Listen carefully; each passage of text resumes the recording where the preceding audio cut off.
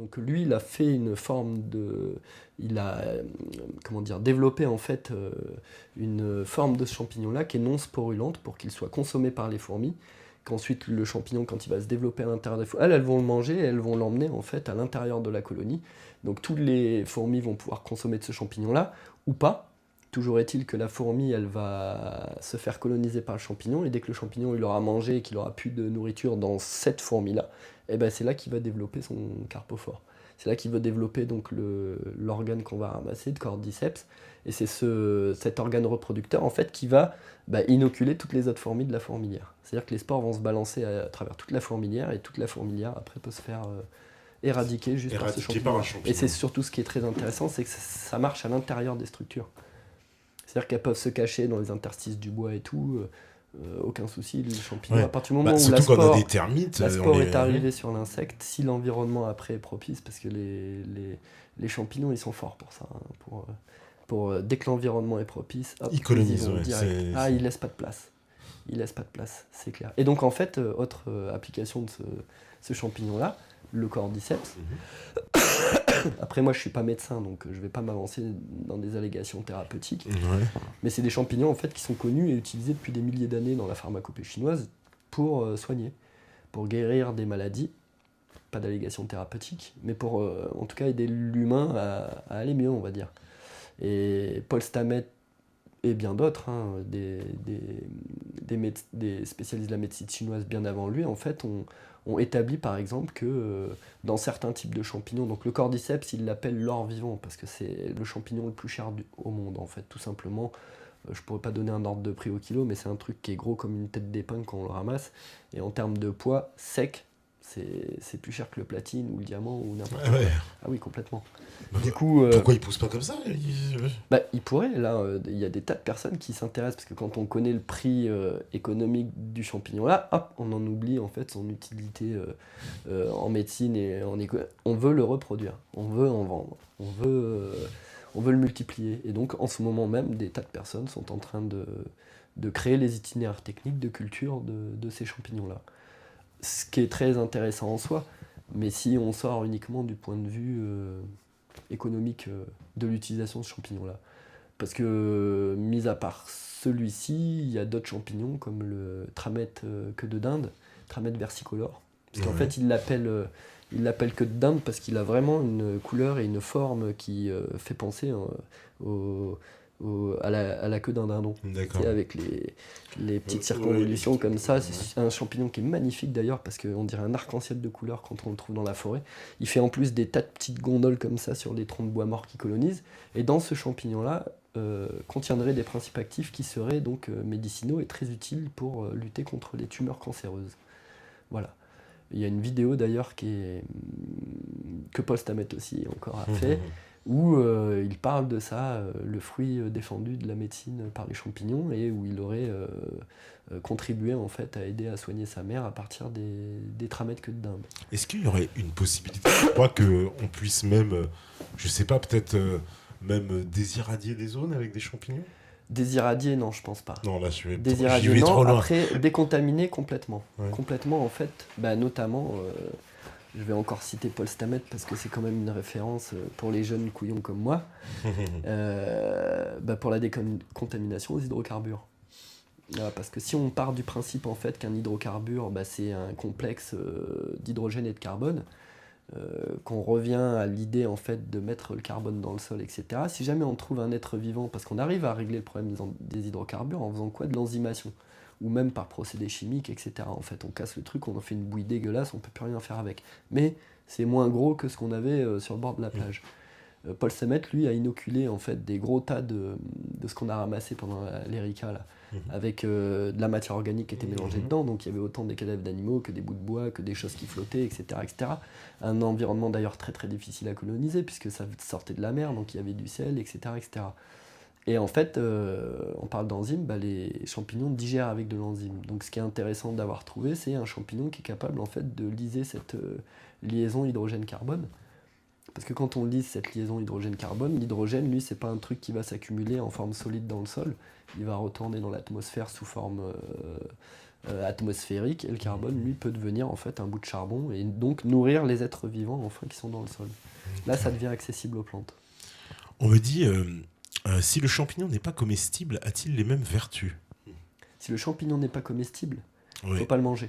Bah oui, il va le manger, mais Voilà. il peut avoir Après, d'autres vertus, ça veut pas dire... Non, Ah oui, c'est complètement. ça, c'est Bah, ça. de toute façon, tous les champignons ont des vertus.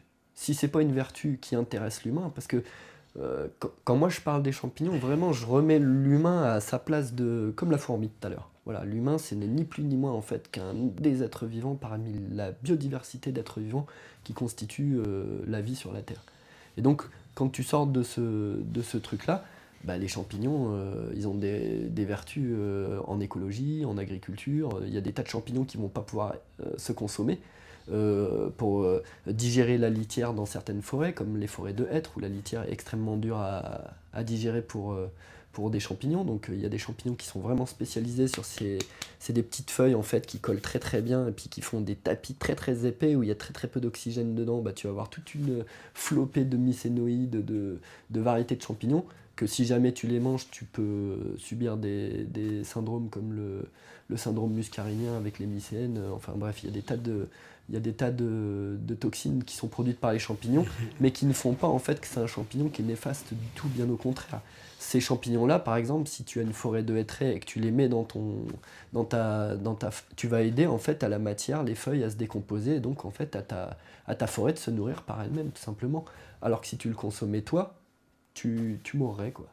Enfin, tu mourrais peut-être pas, mais tu t'intoxiquerais Parce que peut-être sérieusement. les champignons, voilà, bon, évidemment, on connaît les champignons comestibles de certaines espèces. Bon, bah, champignons de Paris, voilà, tu as parlé des pleurotes, les girolles, comment dire, les cèpes aussi. Oui. Mais, Alors, un truc qu'il faut savoir, parce que là, je veux vraiment insister sur ce truc-là, c'est tous les champignons comestibles peuvent être toxiques. Il faut vraiment le savoir. Bah alors, explique-nous ça, c'est intéressant. Toutes les sorties mycologiques que je fais avec des amis que j'emmène pour faire de la détermination, etc., tu vois toujours le gars qui va débouler avec son seau ou avec son sac plastique ou avec son quoi que ce soit. Et même ceux qui arrivent avec des paniers peuvent se faire des intoxications. Pour une raison simple, en fait, c'est que le champignon n'est bon que si déjà on est sûr de sa détermination et s'il est frais et en bonne santé. Si c'est un champignon qui a commencé à trop vieillir, donc il faut non seulement pouvoir déterminer l'espèce du champignon, mais surtout, et c'est le plus important, l'état de fraîcheur. De toute façon, en détermination, moi, autant que les plus grands mycologues, dès qu'il y a le moindre doute, on ne ramasse pas. On ne ramasse pas et surtout on ne teste pas. Parce qu'il y a beaucoup de gens qui vont parler des champignons, oui, mais moi, parce que tu connais un peu, c'est très très bien, mais des intoxications, t'en fais une. Hein. Après, et certains types d'intoxications, t'en fais qu'une d'ailleurs. Ça t'est déjà arrivé, toi? Moi, intoxication, non, jamais. Non. Pas aux champignons. Pas Parce aux qu'en fait, je champignons. mange que ceux que je ramasse. D'accord. Comme ça, c'est pas Et puis, compliqué. tu Parce connais que, bien, j'imagine parce que que tu là, te je trompes pas. suis allé à Leclerc, il y a pas à la saison d'automne, là, voir l'état des girolles et tout. Il y a des girolles qui sont tout simplement toxiques pour la consommation parce qu'elles sont très très mal conditionnées et parce qu'il y a déjà, tu vois, les bactéries, les moisissures qui sont en train de se développer dessus. Ces toxines, c'est des toxines qui sont produites par ces consommateurs de mycophages, en fait, on va appeler, qui vont manger les champignons derrière, qui vont intoxiquer la personne qui va le manger. D'accord. Et d'ailleurs, une intoxication aux champignons, c'est très très très très très très douloureux, donc vaut mieux éviter. Ah, c'est très douloureux. Très très douloureux.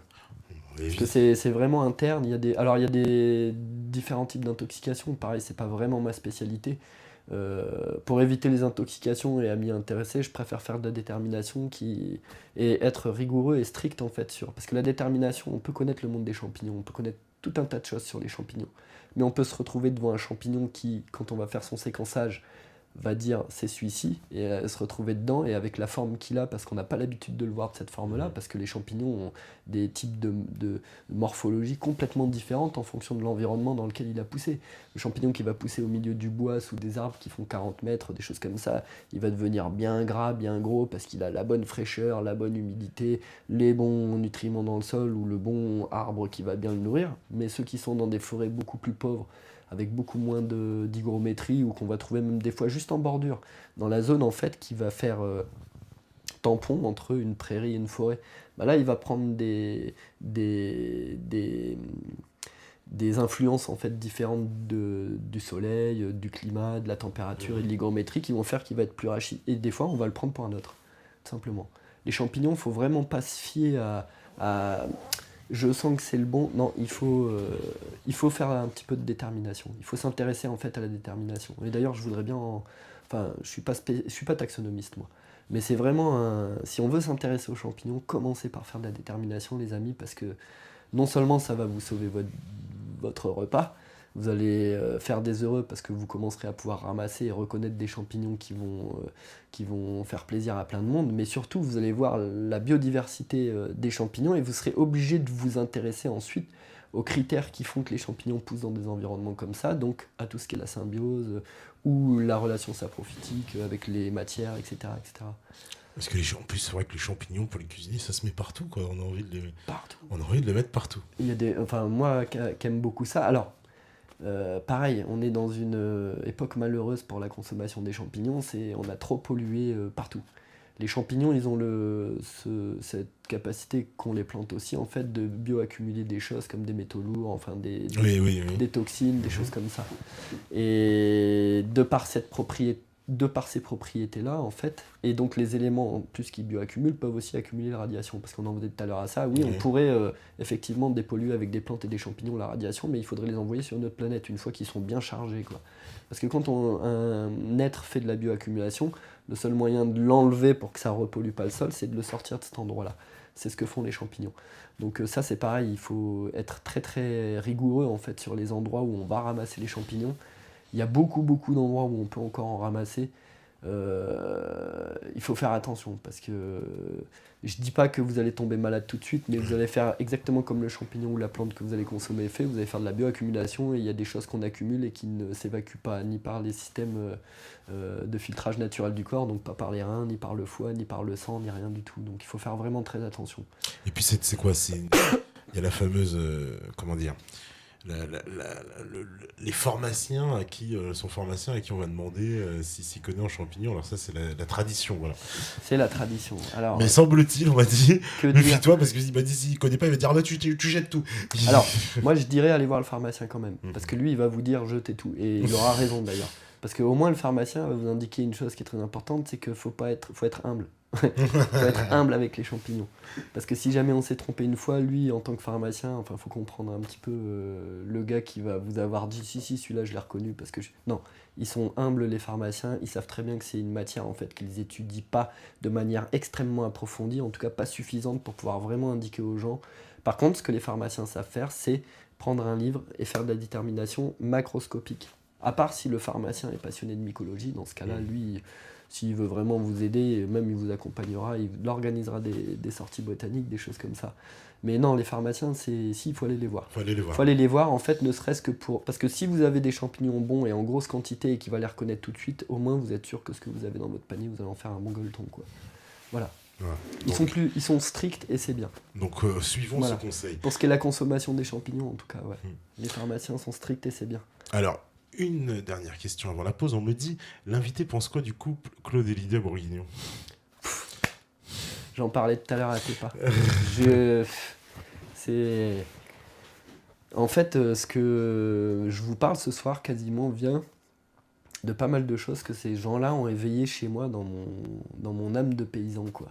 D'envie de comprendre, quoi. Comme ceux qui s'intéressent ce soir à cette émission, quoi. Moi, j'en parle de manière vraiment empirique, donc faut pas m'en vouloir si sur certains termes je peux me tromper ou quoi que ce soit. Mais des gens comme Claude et Lydia Bourguignon, c'est des gens extraordinaires. Dans l'avenir, j'espère qu'ils vont commencer à développer un peu plus sur le monde des champignons. Après, ce qui est compliqué avec le monde des champignons, c'est tout ce côté, qu'est-ce qu'on va en faire derrière ? Parce que qu'est-ce qu'on a fait des plantes et de notre alimentation pour l'instant ? Là, on le voit à l'heure actuelle, les gens sont pas heureux que le progrès en ait fait des OGM, etc. etc. Moi j'ai peur en fait que si on s'intéresse aux champignons d'une manière non bourguignonne justement, on en fasse des choses que c'est des solutions dont tout le monde a besoin pour vivre, pour pérenniser l'espèce humaine tout simplement d'un point de vue juste en termes d'espèces, et que les gens les plus pauvres, ceux qui vous nourrissent, c'est-à-dire les paysans, vont devoir acheter en fait pour pouvoir le faire. Voilà, donc qu'est-ce que je pense de Lydia et Claude Bourguignon Que du bien. Voilà. Alors... J'aimerais bien qu'ils viennent me voir sur mon exploitation pour pour qu'ils puissent un petit peu jouir de mettre les doigts dans le sol, de le voir se reconstituer comme ça, surtout que je pourrais leur parler de mon précédent cultural, de ce que ça a amélioré et tout, donc je pense que ça leur plairait bien. Bon, en tout cas, peut-être qu'ils verront ces images un jour, qui sait. La régie, elle est prête, c'est normal. Donc on fait la pause thé et puis on revient juste après. Pause champignons aujourd'hui. Voilà. Voilà. Et puis alors, juste, je voudrais dire, n'hésitez pas à poser toutes les questions. Même celles qui vous paraissent un petit peu hallucinantes, parce que j'ai pas de tabou en mycologie, j'aime la mycologie, donc j'aime tout en mycologie. D'accord. Voilà. Je connais pas tout, mais j'aime vraiment tout. On parlera de tout, y compris, on a promis des champignons hallucinogènes. Voilà. Parce que je sais que ça vous intéresse. Ça vous intéresse. Ça, y a pas de problème. Bon, on fait la pub et puis on revient juste après. Voilà. De retour sur la libre antenne, toujours avec Jérôme Legros et toujours un voyage au monde des champignons. Ça fait penser un peu à la couverture de Tintin à l'époque, la ligne mystérieuse avec les gros champignons. Ouais. Alors ça aussi, parce que ces champignons-là, alors ça aussi, tu vas nous casser le cliché ou pas, on nous dit toujours que les champignons les plus beaux sont les plus vénéneux. C'est pas vrai. Parce que, alors pas vrai du tout. Ça, c'est un mythe. Ça, c'est pareil, grand mythe à débunker. D'accord. Complètement démonté, parce qu'il y a des champignons qui sont absolument magnifiques. Ils sont vraiment. Je sais pas si vous avez déjà eu l'occasion de voir une coulmelle dans un champ quand elle est là, levée en parasol, qu'elle domine toutes les hautes herbes, et puis qu'elle est là avec ses jolies petites squames de son anneau coulissant, les petites striures sur son pied, c'est parce qu'elle a un pied chiné. Ça, le pied bleu aussi, qui est un champignon magnifique, qui ressemble aux maisons de Schtroumpf, parce qu'il est violet, en fait. C'est l'Epistanuda, c'est un champignon, les gens, quand ils le voient dans les paniers, ils en ont peur, alors que c'est un des comestibles de la forêt qui est absolument extraordinaire. D'accord. Non, c'est faux. Donc c'est faux. Cliché, d'accord. Donc, complètement faux. D'accord. Parce que y avait ce cliché, plus les champignons sont beaux, plus ils se rêvaient des deux. On me dit plus de champignons, plus de vie. Plus de champignons, plus de vie, ça c'est sûr et certain. Pour une simple et bonne raison, en fait, c'est qu'il y aura plus le rôle de recyclage de la matière organique morte, donc de la nécromasse. Et donc en fait, la vie étouffera sous ses déchets. Voilà, tout simplement. On me dit, que penses-tu des champignons pour faire du bon vin ? Alors, les champignons pour faire du bon vin, c'est des levures. C'est pas tout à fait la même chose que les champignons dont on est en train de parler pour l'agriculture. De toute façon, si le vin est bon, c'est grâce aux levures qui sont utilisées. Et voilà, après moi je suis pas très spécialisé sur la vinification. J'ai bossé dans ma vie d'agriculteur, j'ai bossé en viti, mais c'était pour faire les vendanges, comme tous les petits jeunes qui démarrent en agriculture. Voilà. Et puis les cèpes, ils ont un rôle essentiel au niveau des vignes aussi. Les cèpes, les champignons. Non, toi tu penses le cèpe de vigne en fait c'est le truc morceau de bois, voilà. Non, mais par contre le cèpe ont un rôle prépondérant dans les forêts parce que c'est les champignons mycorhiziens qui sont prépondérants en fait pour la vitalité des forêts. Ces champignons mycorhiziens, ouais. Ces champignons en fait, c'est en fait de la famille des champignons qui n'ont pas de lamelles mais à pores, ce qu'on appelle des champignons à tubes. Et champignons qui sont absolument excellents pour la majorité d'entre eux, sauf quelques-uns qui ne sont pas vraiment mortels, ils sont juste indigestes ou ils ont aussi souvent, comme la nonnette voilée, des champignons qui sont pas durs comme le cèpe de Bordeaux, mais plus mous et tendres. Ils pourrissent très très rapidement, voire même ils ont une sorte de mucus sur le dessus du chapeau en fait, qui peut accumuler en fait autant des métaux lourds que de la pollution de l'extérieur, que des bactéries, etc. Et du coup, faut faire attention avec cela. Mais le cèpe, champignon très très prépondérant dans les forêts, ça c'est sûr. C'est signe de vitalité d'ailleurs d'une forêt de trouver des cèpes, parce que les cèpes ne s'installent pas en tant que premier colonisant dans une forêt qui est en régénération. Certains bolets si, mais des cèpes comme le cèpe de Bordeaux ont besoin vraiment que la forêt elle soit installée depuis un certain nombre de temps, qu'il y ait une belle biodiversité d'autres champignons avec, pour pouvoir être présent en masse. Moi, j'ai pas fait d'études sur le cèpe en particulier, c'est juste mon expérience de chasseur de champignons. J'aime bien dire chasseur parce qu'on dit que c'est une sorte à cheval entre l'animal et la plante. On va pas dire cueilleur, on va dire chasseur parce qu'on le chasse, il faut le chercher.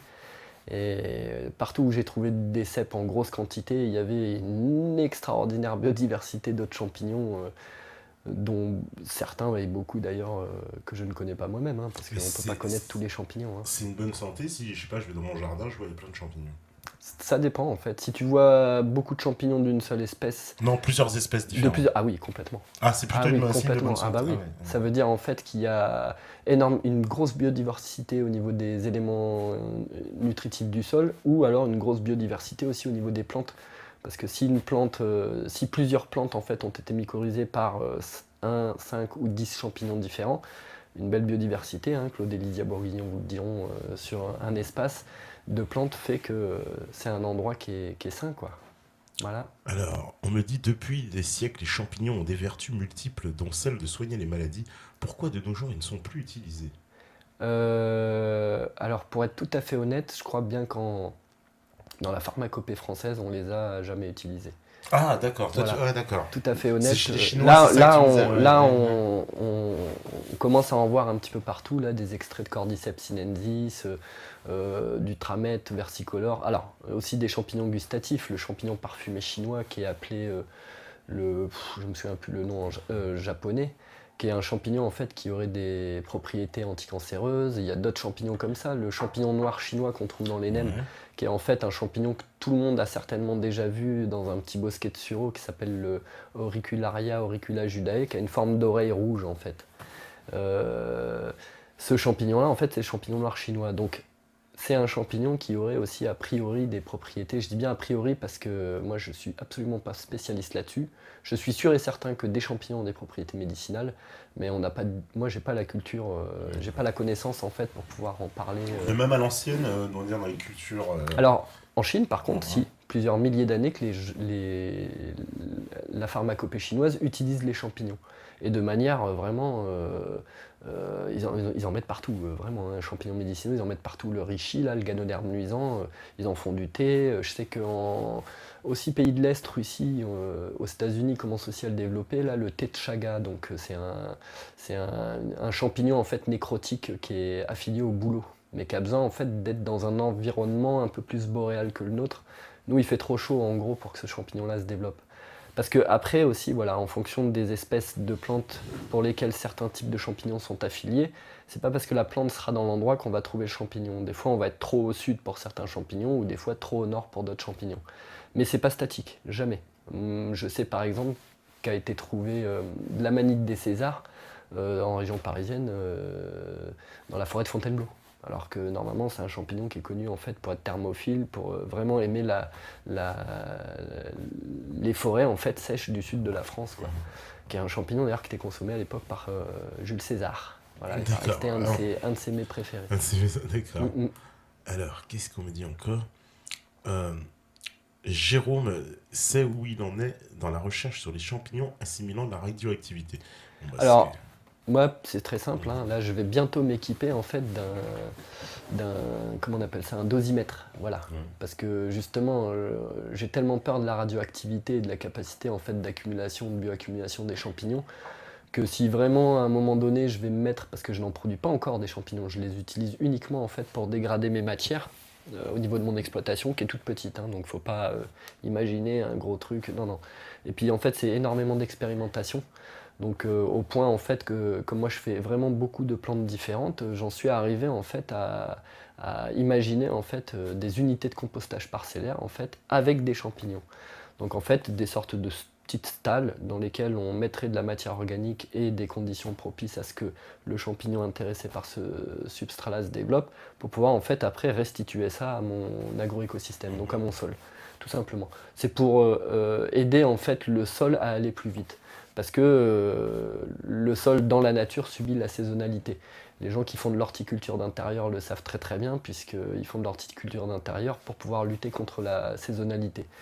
Qu'on puisse avoir des tomates quand on fait des tomates sous serre, etc. On peut même en faire pousser en hiver, c'est pour lutter contre l'effet de la saison. Parce que la nature n'est généreuse qu'à un certain moment. Après, elle a besoin de se reposer. D'ailleurs, des années où on n'a pas de champignons, ça peut être parfois parce que la nature ne s'est pas assez reposée. D'accord. Voilà. Les champignons, en plus, ils survivent au gel, etc. À l'hiver, il est vraiment résistant. Alors, le mycélium va se mettre en phase de dormance à l'hiver. Mais ce qu'il faut comprendre, c'est qu'avant que l'hiver arrive, il y a eu l'automne. Donc en fait, il y a eu un manteau de feuilles qui est tombé, normalement, si on ne l'a pas enlevé, sur la totalité en fait le dessus de la rhizosphère donc d'une forêt, et qui donc va faire en fait le manteau protecteur du mycélium. Mais le mycélium peut geler et mourir. C'est évidemment le manteau le protège, oui. Oui, tout à fait. Après, tu as des champignons qui poussent l'hiver. Des champignons notamment qui dégradent le bois, dont un champignon médicinal qui s'appelle la colibie à pied velouté. Un champignon médicinal dans la pharmacopée chinoise, parce que pas d'allégation thérapeutique. C'est interdit, oui, par la loi. Tout à fait. Ce champignon-là, moi j'en ai trouvé en masse, pas très loin de Cergy-Pontoise, là. En fait, dans les endroits où tu as des gros troncs de bois qui sont tombés à terre, je trouvais la colibie en touffe comme ça qui poussait dans les excavations en fait, des troncs qui avaient été faits par les insectes, les choses comme ça. Donc lui, il sort, là en ce moment, on pourrait éventuellement en trouver. Voilà. Il y a des champignons comme ça qui ne sortent que l'hiver. La pleurote aussi aime beaucoup l'hiver. Ouais. La pleurote aime beaucoup l'hiver. La pleurote aime beaucoup l'hiver. Et qu'est-ce qu'il en est de la truffe? C'est vrai qu'on me posait une question en plus. Alors, la truffe. La truffe, c'est vraiment un champignon à part. C'est un champignon Alors, explique-nous, parce que la truffe, à part. ça coûte plus cher que le Alors, platine, ça coûte... Enfin, voilà.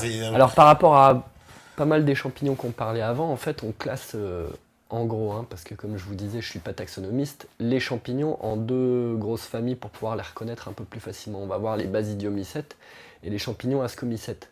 Les champignons basidiomycètes, en fait, c'est ce qui regroupe tout ce qui est les champignons à lamelles, à pores ou pas de pores, éventuellement, mais dont les spores, en fait, sont produits au niveau de l'hyménium du champignon par des basides. Les ascomycètes, c'est les autres. C'est ceux en fait qui n'auront pas de baside et qui vont produire en fait des spores au niveau de leurs asques. Et donc en fait Ce qu'ils appellent juste les spores, c'est des petites choses qui s'envoient pour se reproduire. Voilà, c'est son gamète en fait, c'est pour pouvoir se reproduire. C'est pour pouvoir en fait balancer à l'extérieur de lui-même en fait, et que éventuellement son gène tombe dans un environnement propice et le reproduise ailleurs. Comme il ne peut pas se déplacer pour aller chercher sa bouffe quelque part, sa stratégie à lui pour pouvoir coloniser partout, c'est de faire des millions et des millions de spores. D'accord, voilà. Qui s'envolent et qui vont tomber... Ce qu'il aurait pu faire comme le cocotier, 10 noix de coco, mais il ne poussera que autour de lui. Voilà. C'est vraiment pour se donner un maximum de chance. Ces êtres-là ont développé la stratégie de manière à en perdre 90% et que tu n'en aies que quelques pourcents qui soient viables. Et donc la truffe, en fait, c'est un champignon hypogée qui vit sous le sol et se reproduit sous le sol. D'ailleurs, il fait pas de lamelles, il fait en fait ses gamètes reproducteurs à l'intérieur de ce qu'on appelle le glébat du champignon. En fait, c'est dans sa chair à l'intérieur. Et en fait, j'ai lu un article il n'y a pas très très longtemps sur la trufficulture, parce que quand j'ai fait mon BPREA au CFPPA agricole, là, j'ai fait un UCAR de trufficulture, où j'ai appris donc à reproduire de la truffe pour pouvoir la mettre en culture, puisqu'on fait de la truffe cultivée en fait dans la Drôme provençale. Et en fait, j'ai lu un article qui était assez marrant, on lutte beaucoup en fait dans le milieu agricole contre les ravageurs qu'on appelle les rats. Les rats, les souris, les choses comme ça. Et en fait, on a découvert que dans les endroits où il y avait énormément de souris, en fait, de souris qui aiment bien faire leur galerie dans le sol, etc., on faisait des récoltes extraordinaires de truffes.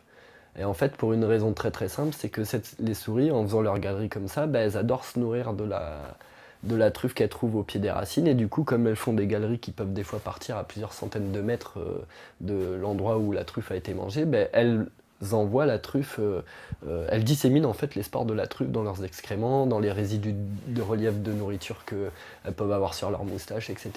Donc en fait, la truffe, parce que contrairement aux champignons qui peuvent balancer leurs spores à l'air libre et que ce soit emporté par le vent, la truffe, elle est enfermée dans le sol. Donc, comment elle fait pour pouvoir se reproduire? Elle utilise en fait la zoochorie, l'entomochorie notamment, donc les insectes. Il y a une mouche, plusieurs mouches même, qui sont un peu spécialisés sur la truffe, donc qui pondent leurs œufs en fait. Ils arrivent à reconnaître en fait la truffe. D'ailleurs, balance des phéromones odorantes à l'extérieur, puisque les chiens et les cochons trouvent la truffe grâce à son odeur. Les mouches aussi. D'ailleurs, on peut aussi chasser la truffe à la mouche. C'est très compliqué, mais on peut chasser la truffe à la mouche. Et du coup, en fait, la truffe, pour pouvoir se reproduire, si elle n'a pas l'humain pour le reproduire, on en revient toujours à ça, elle utilise les insectes. Et aussi des souris, voilà. Entre autres, parce qu'on connaît très très peu en fait. Réellement, on connaît très très peu sur les champignons. Beaucoup de gens vont être des spécialistes en fait d'une science qui vient de naître, on va dire. En trufficulture, par exemple, on n'a toujours pas résolu le problème de la... Il y a trop d'azote en fait dans les sols sur lesquels on a planté des truffières maintenant dans la Drôme provençale. Et trop d'azote, ça fait un trop fort couvert végétal en fait sous les arbres porteurs de truffes qu'on voudrait truffier. Et du coup, ça fait de la compétition avec la truffe qu'on voudrait qu'il se développe au lieu que ce soit d'autres espèces de champignons ou pathogènes tout simplement de l'arbre ou de la truffe qui se développe, quoi. Et on y arrive à cultiver la truffe, ça Bien marche, sûr. ça marche bien. Puis alors, je vais révéler un secret parce que Allons-y. comment faire pousser de la truffe? Vas-y. J'ai été scié en fait parce que c'est un truc que je me doutais que ça pouvait fonctionner comme ça en connaissant donc plus ou moins le système reproducteur des champignons. Et en fait, j'ai eu la surprise de voir le formateur arriver avec un mixeur, de l'eau et des truffes. Et des glands et des chênes. Des petits chênes comme ça qui avaient été mis à germer en fait. Dès qu'ils ont commencé à germer, qu'ils ont un petit peu de racines. L'idéal, c'est quand ils commencent à avoir 3, 4, 5 feuilles comme ça. Et c'est là que le côté économique arrive. Un substrat qui a été développé. Parce que la truffe, en fait, pour pouvoir vraiment bien se développer, Tuber melanosporum, qui est cultivé dans la Drôme, a besoin d'avoir du calcaire actif dans le sol. Sans calcaire actif, en fait, elle n'arrive pas à se développer. Aussi bien, en tout cas.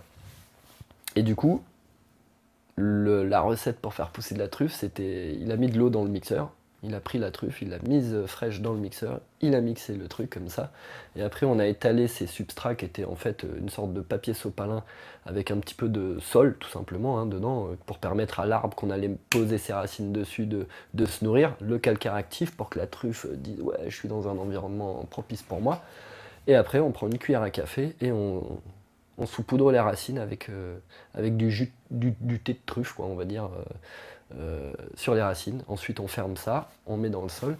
Et en fait, c'est l'itinéraire technique de culture de la truffe ici en France. Voilà. Et après, une truffière, elle peut être porteuse de truffes au bout de 6-7 ans, pas avant, quoi. À 6-7 ans. Ah oui, faut attendre. Ouais. Parce que c'est un champignon qui vaut très très cher, mais c'est le temps d'implantation. C'est comme les histoires de BRF. Moi, quand je fais mon BRF, en fait, je ne mets pas de BRF sur mon sol. Sauf si j'ai déjà mis du bois raméal fragmenté. C'est la même chose, en fait, parce que le bois raméal fragmenté est utilisé en permaculture. Parce que je vois là, c'est de la permaculture. Ah oui, c'est de la tout à fait. permaculture et de sa côte. Ouais, mais bon.